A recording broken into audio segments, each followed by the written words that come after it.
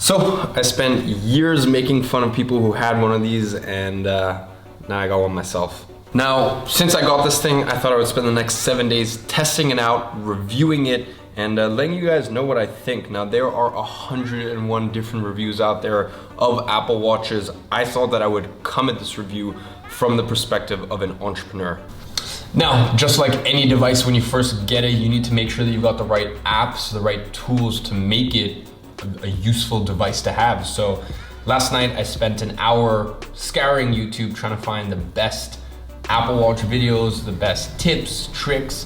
So I've pretty much removed all the things off here that I don't want as an entrepreneur, and I've loaded up all the things I do want and all the functionality that'll help me make the most use out of this thing and really just allow it to have some added value in my life. As I said, I'm gonna spend the next 7 days testing this thing out, using it every single day. Really what I want from it the most is to let it further disconnect me from my phone. So if I can leave the house more often than not without my phone and just this, this thing's got like Apple Pay on here, so I've got all my cards loaded on here. I've got Uber on here, Spotify, I've got songs downloaded on here. So as I said, if I can just make the conscious decision to leave my house without my phone, then this thing would have been worth it. So let's find out. So ladies and gentlemen, here we are a week later, and it's time to give you my verdict. Now, I wanna split the rest of this video up into 7 parts. First, applications. Second, working out. Third, using the Apple Watch to disconnect. Fourth, the best tools that I found worked for me personally or that I got value from. 5, I actually wanna talk about EMF. 6, did it help me achieve my goal? And lastly, cellular versus Wi-Fi only, which one should you get? So applications, let's get into it. The main sort of applications that I got use out of, to be honest, were, and I'm just gonna scroll down and kind of look through them. There's honorary mentions here like Audible, but to be honest, I never really use Audible straight from here. Most of the time I just use it from my iPhone. For me, I'm not actually someone who retains knowledge well from Audible, so whenever I'm listening to Audible, I also have my note-taking app open, so I take notes at the same time. So honorary mention for Audible, but Bear.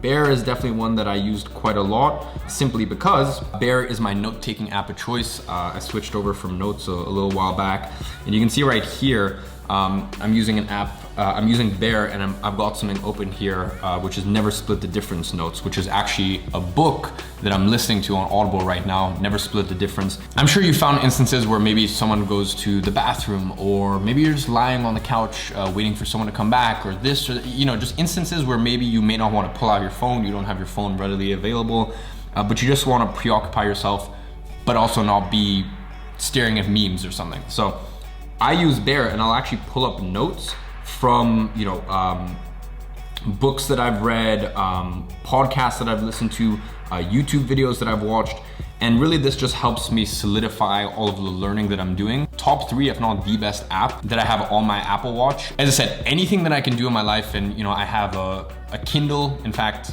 people find it quite humorous. I actually have 3 Kindles. I have a Kindle in every single bathroom, so no matter the situation, I'm always gonna pick up my Kindle rather than my phone when I'm in the bathroom. So that way, once again, you just wanna set up your environment around you so you're doing positive things. So that is Bear.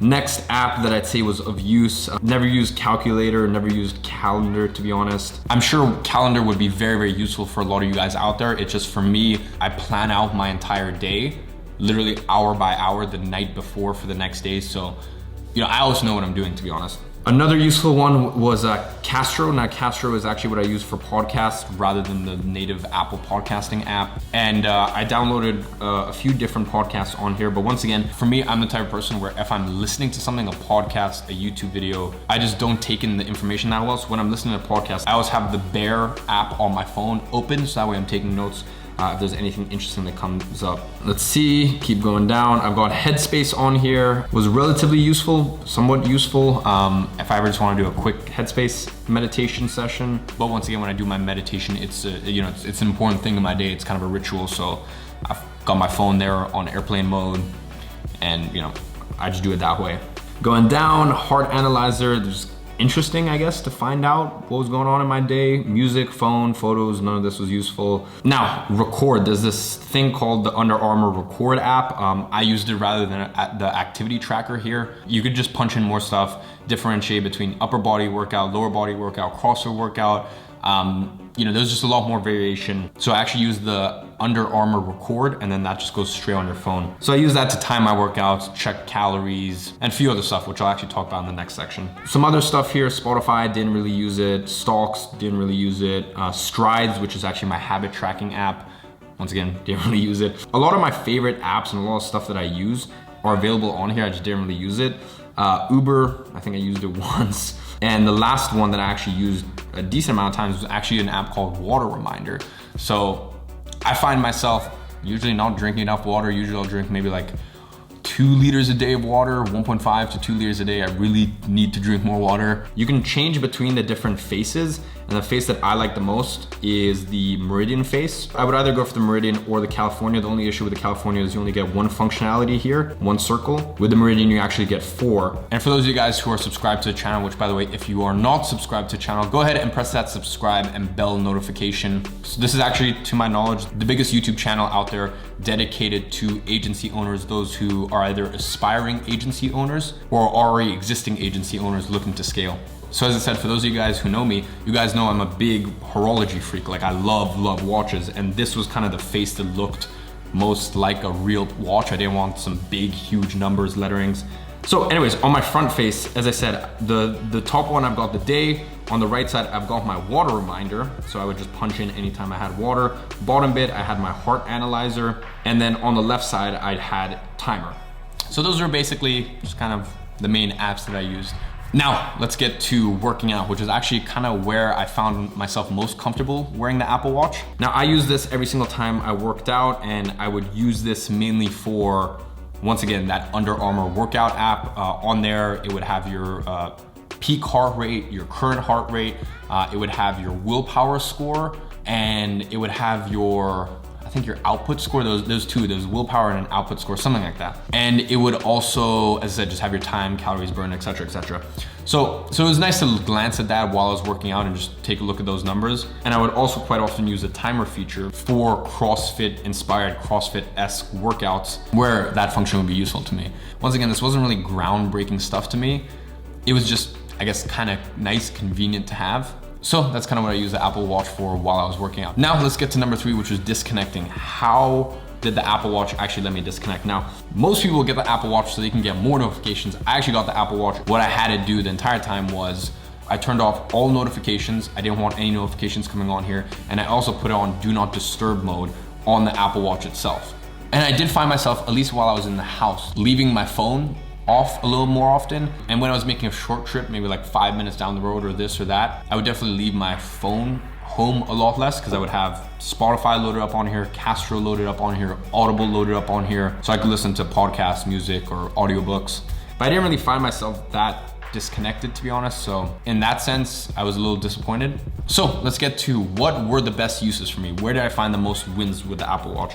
For me, I'd say definitely Bear. It's just that ability to, if I have a minute, rather than pulling out my phone or doing this or that, literally just opening up Bear and revisiting some of my old notes. Because so many people learn and they take in so much information, but they never actually retain it. So as I said, opening up Bear, revisiting my old notes when I had a minute or two here and there, definitely very, very useful. It was almost just having like a computer on my wrist and just making me more of a learning machine.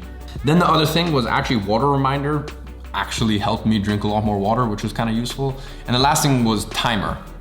So in the same way some people do Pomodoro, which is a 25-minute work block, 5-minute rest, 25-minute work block, 5-minute rest, repeated it, and then you do like a longer 20-30-minute break at some point. I've experimented with that in the past. I've done a 45-minute, 15-minute break split. I've done a 1 hour and then 20-minute break split. At the moment, what I'm kind of most happy with is I work for 50 minutes and then I take 10-minute break, 50 minutes, and then I take 10-minute break. Now back in home in London, I actually use a kitchen timer for that. So I literally set 50 minutes and then it'd ring, and then I'd set 10 minutes, have my break, and then get to 50 minutes. And I've tried stuff on like computers and stuff, like the little timers. I've used my Amazon Alexa as a timer before, but just kind of that old school kitchen timer vibe worked the best for me. That was actually a really, really useful function on this. Was I would just set a 50-minute timer, that would go off. I'd instinctively set a 10-minute timer for my break, that would go off. It was just kind of on my wrist. I didn't have to think about it. And if I was really struggling maybe with a work block in terms of concentration, just kind of glancing down and seeing how long I had left in the work block was also pretty useful. So I'd say those 3 functions, bear, water reminder, and timer were the most useful. And then also the workout feature was like nice to have. I guess it was kind of useful, but I could definitely live without it. Now, the next thing I want to talk about is EMF. As someone who is trying to get the most performance out of their body, as someone who's quite into biohacking and really just making sure that, like I said, I can just run at full capacity, EMFs is something that is very, very concerning to me. In my room in London, I have eradicated all EMFs. So, there is absolutely no EMF radiation in my bed. And for those of you guys who don't know what EMFs are, it's basically what is caused by any sort of Wi-Fi, Bluetooth, any sort of 4G, 5G, cellular. In fact, some appliances can even radiate EMFs while they're technically unplugged. So while there's not a lot of concrete evidence on it, it's one thing that some of my peers who literally their entire job is health, wellness, biohacking, they're pretty much convinced that in like 10, 20 years, it's gonna come out that it's been the cause for a lot of cancer. So places like my bedroom, very important, there's no EMFs whatsoever. I would actually charge this in the morning as I was showering, and then I would turn it off at night. So once again, it would radiate no EMFs. My phone, which I use as an alarm, is on the side of the bedroom, but once again, it's on airplane mode, so radiating no EMFs. So there's places like my bedroom where kind of like EMF is like a total no-go zone. Whereas day to day, I use AirPods, I'll slip up here and there. So I didn't mind it on my wrist that much, but definitely look into the research. If I'm wearing this thing, day in, day out, think about how close this is to your skin. There's been so much mention of even just like pulling your phone up to your ear and the effects on EMF that has. Think about this right up on your skin. It's something that is very concerning. And I can tell you right now, even just things like when I literally EMF proofed my bedroom, the quality of my increased by roughly around 10%, which doesn't sound like a lot, but trust me, you feel it. So I know just from experience in the past that I'm not someone who's particularly EMF sensitive, but it's still something definitely to consider and think about. Now, probably the most important question, and point number 6 was, did it help me achieve my goal? And quite frankly, no. My goal here was to use this thing to eke out more performance out of myself, which I guess things like the timer helped. Having Bear on here and overlooking my old notes, that was useful. But at the end of the day, it didn't help me get that much performance out of myself, and it didn't help me disconnect. I definitely didn't see this as a replacement for my phone when I was leaving the house. The interface is small. At the end of the day, it's like having a phone on your wrist. There's only so much that Apple can do. Quite frankly, I would say that no, it didn't help me achieve my goal of disconnecting. I didn't find myself particularly leaving my phone at home when I was, hanging out with friends or just leaving to go do whatever. So yeah, I would say for me, this was a no-go. Now this brings me on to point number 7, which is I actually ended up getting the Wi-Fi version of it rather than the cellular, and I regret doing so because I feel as though if I had the cellular version, which means when I leave the house, I actually have 4G, I have data, then I wouldn't be limited to the 2 gigabytes of Spotify music that I downloaded. Then I wouldn't be limited to the Audible books that I've already downloaded on, or the podcast that I've already downloaded on here. And I would just have more functionality and more availability. So maybe my verdict might have been different if I had gone the cellular version rather than the Wi-Fi version. As I said, for the longest time I made fun of people who wear these. Now I think I have a little bit more newfound respect. But as I said, for those of you guys who are new to this channel, I don't realistically ever see myself picking this thing up over one of my mechanical watches. It's just, just not the same thing to me. And going forward, to be honest, I don't really see myself using this thing when I get back to, for example, in London. I'm in Cape Town right now. I feel as though this is a nice thing to have. Maybe when you're traveling, you don't want to bring a nice watch with you, this or that. Maybe there's certain times in your life where it's kind of nice to have an Apple Watch and have that timer function and this and that. But as I said, if you're an entrepreneur watching this, the main goal is to have as much focus as possible and to disconnect from things that are going to distract you. And in my opinion, having a piece of tech on your wrist just pulls you into that world rather than helps relinquish you from it.